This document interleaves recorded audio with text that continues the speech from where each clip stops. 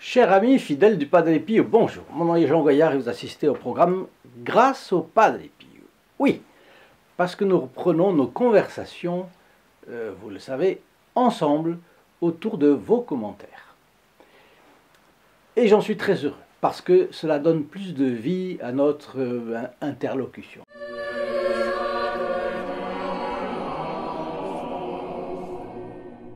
Alors, je commence par offrir à chaque auditeur désireux de se la procurer cette photographie du Padre Pio, qui est donc gratuite, et franque de port. Il suffit de nous appeler pour la demander au 08 05 36 08 47. C'est gratuit, l'appel est gratuit depuis la France métropolitaine et coût d'un appel local pour les dom-toms. Depuis le Canada, veuillez appeler le 1 844 398 88 67. Vous allez remarquer tout le mouvement que représente notre famille d'âmes. Nous sommes tous reliés par l'intérêt passionné pour le Padre Pio et sa vie foisonnante de petits faits pittoresques ou de grands miracles, d'enseignements utiles, de contemplations rapides. En fait, il était la doctrine catholique vivante incarnée. Et c'est cela qui nous attire tant chez lui. Évidemment, je ne compare pas avec notre Seigneur Jésus-Christ, qui est la doctrine catholique vivante incarnée, c'est notre Seigneur Jésus-Christ. Mais Christus alter Christi, tous les saints sont un peu comme ça. Et c'est ce qui fait que vous en parlez autour de vous. On dit que la bouche parle de l'abondance du cœur, et si votre cœur est plein du Padre Pio, votre bouche en parle. Si votre bouche n'en parle pas, c'est qu'il y a peut-être un petit effort à faire pour parler de lui. Ainsi, je vous donne l'exemple de Daisy. C'est son prénom, P, son nom de l'initiale de son nom de famille. Une amie qui nous écrit et qui nous dit « Saint Padre Pio, merci d'être présent pour moi. Encore ce matin, une amie m'a montré la prière venant de la chaîne sur les pas du Padre Pio qu'elle récite. Et je lui ai dit oui, j'ai aussi cette prière dans le petit livret vert du Padre Pio. La prière pour les moments de tiédeur et d'épreuve. Ce sont donc deux amies qui ne savaient pas encore que chacune d'elles était une fervente du Padre. Est-ce que c'est pas enthousiasmant, ça? Oui, bien sûr. Donc vous voyez comme ça se propage. Parlez-en plus, ça se propagera plus. En plus de parler, d'autres partagent ces vidéos. Et c'est le cas d'une amie de la première heure, Marilyn, de Perpignan, dans les Pyrénées-Orientales. Bonjour Monsieur Goya, bonjour, bon lundi, belle journée et bonne semaine. Oui, je partage avec un grand plaisir autour de moi vos vidéos. Merci beaucoup pour vos messages et vos prières. Padre Pio, merci des grâces de vous que je reçois. Et puis il y a aussi les cas des fidèles protégés du Padre Pio. Si quelqu'un ne sait pas encore ce que c'est que le groupe des fidèles du Padre Pio, eh bien je l'explique. Dans tout ce que l'homme entreprend, il y a des aspects matériels à ne pas négliger. À quoi servirait de monter un hôpital de charité, par exemple, si les dirigeants ne prévoyaient pas ce dont demain sera fait? Ce serait la faillite assurée et le malheur, bon, je ris, mais je souris, mais le malheur de tous ceux qui auraient cru dans la pérennité des soins. Il y a donc un groupe de personnes plus dévouées, plus généreuses, qui aident la chaîne à perdurer. Ces personnes font ces sacrifices pour cette œuvre parce qu'ils considèrent sage l'objectif d'introduire le Padre Pio dans tous les foyers possibles. Partout où une porte peut s'entrouvrir, nous essayons de faire entrer le Padre Pio. Attention, je n'ai pas dit partout où une porte est ouverte ou entrouverte. Non, non. Partout où on peut imaginer qu'en tentant sa chance, la porte pourra s'ouvrir. Donc ne soyons pas timorés, ne soyons pas pusillanimes, essayons partout. Le bon Dieu nous en remerciera, c'est sûr. Donc voilà qu'en plus, les membres du groupe des protégés du Padre Pio font des sacrifices en prière, quelques clics, bien sûr, pour partager, quelques efforts matériels également, pour voir ce qu'ils font et les bénéfices qu'ils reçoivent. Allez sur le lien st-padre-pio.fr ci-dessous dans la description. Je vous invite à m'y retrouver. Et voilà Christelle. Christelle qui nous écrit. Un grand merci pour ces vidéos très instructives et si favorables à la méditation. Mon arrière-grand-père a eu le grand honneur de rencontrer le Padre Pio. Il est revenu bouleversé par cette rencontre. Aujourd'hui, c'est avec joie et recueillement que je me place sous la protection de ce grand saint. Voyez, intéressant. Son arrière-grand-père. Et la tradition se perdure dans la famille. C'est magnifique. Bon. Martine. Oui, certainement, je vais partager vos vidéos. Que de bons fruits porte cet excellent travail. Padre Pio doit être connu par tous. À notre mesure, travaillons nous aussi avec lui pour la même cause, le salut des âmes. Prions, c'est la clé. Et je vais m'inscrire pour compter parmi les protégés du Padre Pio avant la fin de la journée. C'est promis. Elle fait tout. Elle parle, elle partage, elle prie et elle fait partie des protégés du Padre Pio. Linel, une vieille amie alsacienne. Elle nous écrit d'Alsace. Bonjour Monsieur Goyard, quelle merveilleuse prière. Et vous avez entièrement raison car il arrive de prier et de penser à autre chose comme si une voix nous mettait un frein. Je sais pertinemment que c'est le malin, dit-elle. Mais je n'abandonne pas aussi facilement, quitte à m'y reprendre plusieurs fois. Et je demande au Saint Padre Pio de m'aider à prier avec conviction et non de réciter bêtement les belles prières histoire de me dire j'ai prié. Non, faux. Je me sens triste de penser au passé, la rancune, etc. Alors je recommence avec ferveur. La Sainte Mère, Marie et Jésus-Christ ont souffert ainsi que le Padre Pio, alors je souffre avec et pour eux. Je l'ai déjà mentionné, je suis atteinte de sclérose en plaques et de fibromyalgie. C'est douloureux, mais je me dis que je les ai mérités. Et si la grâce pouvait me donner les douleurs de mes 3 enfants quand ils souffrent, c'est avec plaisir que je les prends. Bon, vous vous en doutez, je suis très touché par ce témoignage. Pourquoi? Parce que c'est une des plus belles choses que Dieu a créées, l'amour d'une mère, qui a été chanté par tant de poètes, dont le grand Victor Hugo, évidemment. Mais la personne, vous voyez, est prête à souffrir pour son amour, pour Dieu, pour ses enfants. C'est fantastique. Elle ajoute, un grand merci à vous et aux protégés du Padre Pio dont je fais partie avec un immense plaisir. Si chaque personne faisait ce petit don de 10 €, vous n'auriez pas de souci de trésorerie. Excusez-moi, mais de nos jours, les personnes veulent tout gratuitement. Elles ne se rendent pas compte du travail que cela demande. Et un petit don de 10 € par mois pour la bonne cause, c'est bien un sacrifice possible.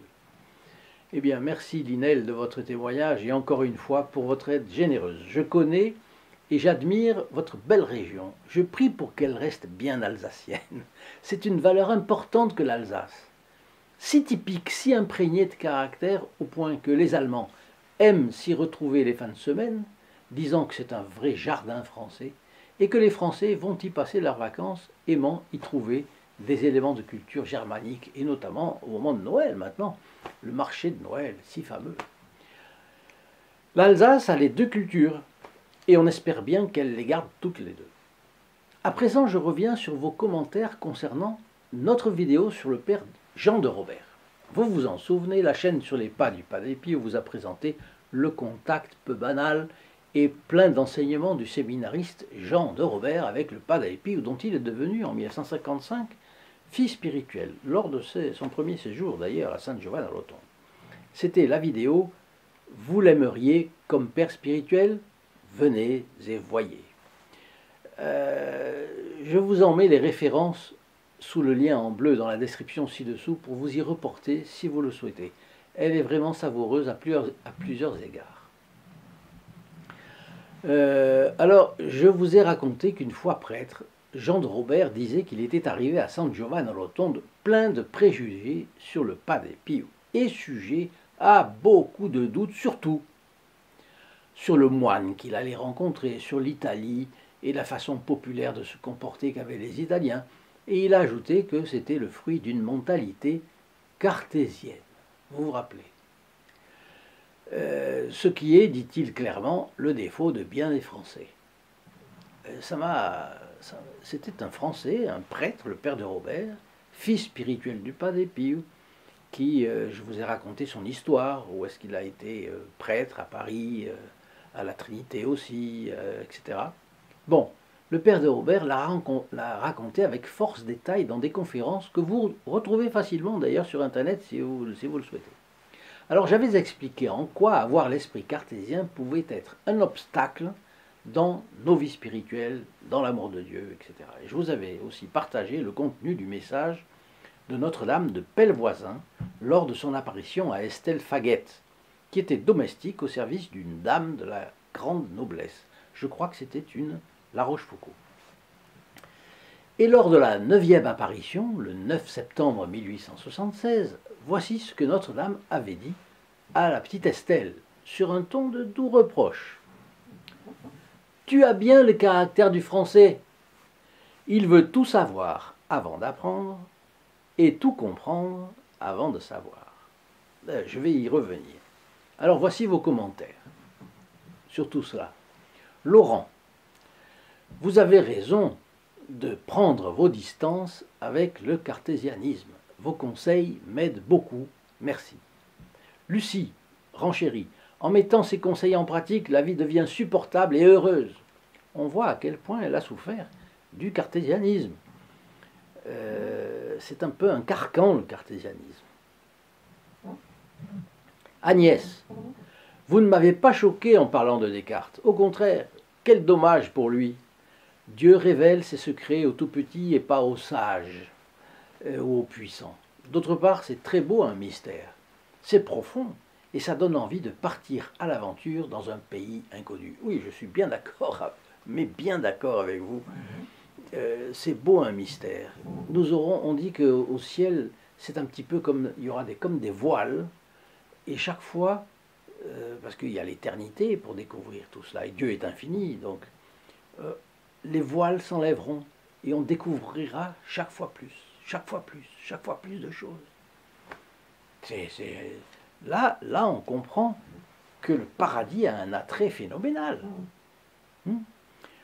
Alors, un ami qui nous ajoute « Il n'y a rien de mieux que la foi du charbonnier. Au lieu de se poser des questions pour lesquelles il n'y a pas nécessairement de réponse, eh bien, ayons la foi du charbonnier. » Descartes a effectivement jeté le doute dans beaucoup d'esprits.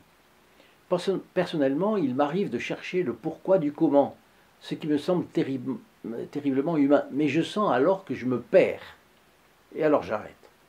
Ma seule réponse est « Dieu sait, à Dieu tout est possible, puisqu'il est le créateur de toutes choses, n'ayons pas peur et confiance. » Merci monsieur pour tous ces enseignements, ces témoignages qui nous invitent à la réflexion et à l'humilité.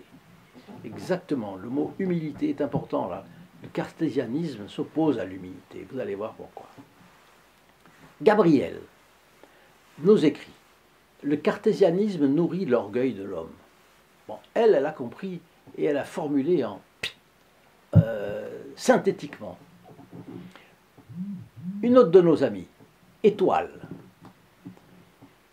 elle écrit « Ah, Descartes, mais Dieu lui peut tout. Il échappe et échappera à tous les Descartes qu'on pourra trouver. » Olivier, merci monsieur pour cette excellente et très précieuse vidéo.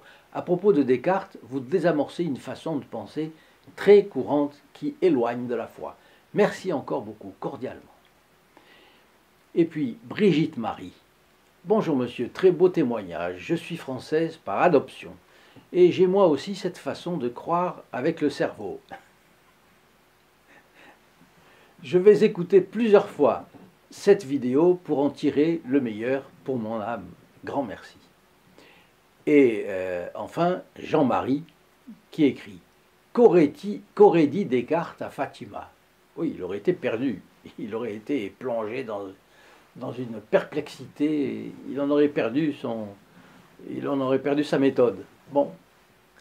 Alors autour de nous, nombreux sont ceux qui ont bu l'esprit cartésien au biberon, comme moi par exemple, il ne faut pas croire, on a tous pris un peu ça. Il faut donc savoir pourquoi Descartes est le père des erreurs modernes, et en particulier de l'une d'elles qui nous empêche d'aimer Dieu. Alors, Descartes fait table rase de tous les acquis de la civilisation avant lui. Et sur sa table rase, il pose un principe et une méthode. toute connaissance doit être absolument certaine, et ça c'est le principe de base. Et puis sa méthode c'est tout simplement douter de tout. Par exemple, vous rentrez dans une église et vous êtes admiratif, c'est la première des choses. Vous ne pouvez pas tout savoir, vous ne pouvez pas tout connaître, même d'un objet, vous n'allez pas vouloir avoir une certitude absolue de tout. Vous voyez un autel, vous voyez une statue, elle est belle, vous admirez, c'est tout. On ne va pas chercher de midi à 14 heures, comme on dit. Et puis, le doute systématique, alors, est-ce que c'est bien du marbre ou est-ce que c'est du faux marbre? Est-ce que ceci, est-ce que cela? Il doute de tout, à commencer par sa propre existence. Il doute, par exemple, des informations que lui fournissent sa vue, son ouïe, son odorat. Et finalement, il trouve que sa première certitude absolue, c'est sa pensée. La seule preuve dont il soit sûr, c'est qu'il pense. Je pense, donc je suis. C'est ce qu'on appelle le cogito de Descartes. Je pense, c'est donc que j'existe. C'est bien orgueilleux. Est-ce qu'il pense? Est-ce qu'il pense bien? Alors il part de là, et il aurait dû se rendre compte de son existence en voyant, en écoutant, en touchant, en sentant, comme le font les enfants au berceau lorsqu'ils jouent avec une boule colorée contenant un grelot par exemple. C'est là que l'enfant prend la première conscience de ce qu'il est. C'est ça qui est intéressant. Il prend conscience qu'il n'est pas tout. Il prend conscience que cette boule colorée, par exemple, n'est pas lui-même et qu'elle le complète en quelque chose. Mais ça, c'était sans doute trop simple pour Descartes et il fallait faire plus compliqué. Descartes a donc construit un système qui va enfiler les déductions comme s'il faisait des mathématiques. Il était mathématicien, bien sûr, il était intelligent, sans doute. Alors, faisant une grave rupture par rapport à saint Thomas d'Aquin et au Moyen-Âge, Descartes part de lui-même, de son moi, ce qui est éminemment égocentrique. Et à partir de là, il va considérer Dieu en commençant par le mettre en doute, évidemment. Dieu existe-t-il? Moi, j'existe, dit-il. Mais comme j'ai l'idée de Dieu, voyons si cette idée peut se prouver. Dieu ne peut être qu'infini, parce que s'il était limité, il y aurait plus grand que lui. Donc, ce ne serait pas Dieu. À exister, Dieu doit être infini. Donc, un espèce de grand architecte de l'univers, ça Descartes. Où Dieu existe, où il est infini, où Dieu n'existe pas. Si Dieu existe, il doit être parfait. S'il n'était pas parfait, ce ne serait pas Dieu, car il n'y aurait plus parfait que lui. Donc Dieu doit être parfait aussi. Et s'il est parfait, il est aussi bon. Il ne peut me tromper. Sinon, il serait méchant. Et c'est comme ça qu'il progresse. Comme ça. Tout part de lui, tout revient à lui, et surtout, tout progresse avec une lenteur d'escargot. Ce n'était évidemment pas la bonne méthode pour arriver à l'amour de Dieu. Imaginez si sainte Thérèse de Lisieux avait suivi cette voie. Elle n'aurait jamais aimé Dieu comme elle l'a aimé, voyons. Alors, Descartes, c'est l'escargot, et sainte Thérèse de l'Enfant Jésus, c'est la mouette qui vole, légère, agile. Alors, passant tout au crible du doute, Descartes perd sa capacité d'admirer, parce que l'admiration, elle est ravie. L'admiration s'enchante. Elle se sent petite par rapport à ce qu'elle admire. Admirer, c'est mirer, regarder, vers. Donc, regarder vers. C'est se laisser ravir, c'est se laisser conquérir par la chose admirée. C'est se mettre dans une position psychologique où l'humilité a une grande part. On accepte d'être inférieur à quelque chose. On accepte que quelque chose ou quelqu'un soit supérieur à soi. Et on admire. Et on se sent complété par cela. La Sainte-Chapelle à Paris, par exemple. On peut passer des heures à regarder, on ne comprend pas. On ne va pas tout comprendre. Comment c'est fait, pourquoi, combien de vitraux, quelle hauteur, etc. Non, ce n'est pas ça qu'on va voir. On regarde et on est enchanté, on est émerveillé. Les funérailles de la reine Elisabeth II. La planète entière a été suspendue à ces cérémonies, et on pourrait décrire ces cérémonies sur leurs aspects religieux, aussi bien que aristocratiques ou militaires, et les admirer sur chacun de ces aspects. Même si l'anglicanisme n'est pas le catholicisme, ce qu'il y a de religieux dans l'anglicanisme résulte, ce sont des survivances du Moyen-Âge, où tout venait de l'Église catholique. Alors rappelons-nous la phrase de Notre-Dame, qui constitue le principal message de sa 9e apparition à Estelle Faguet à Pellevoisin, dans le Berry, le 9 septembre 1876. « Tu as bien le caractère du Français, il veut tout savoir avant d'apprendre et tout comprendre avant de savoir. » C'est la direction spirituelle du Français directement par Notre-Dame elle-même. C'est fantastique. Essayons donc d'en profiter, et en attendant, n'oubliez pas d'ajouter votre pouce bleu, d'actionner la clochette et de partager. Et je vous souhaite une excellente journée. À très bientôt. Au revoir. In nome del Padre, del Figliolo e dello Spirito Santo, e così sia. Sia lodato Gesù e Maria, e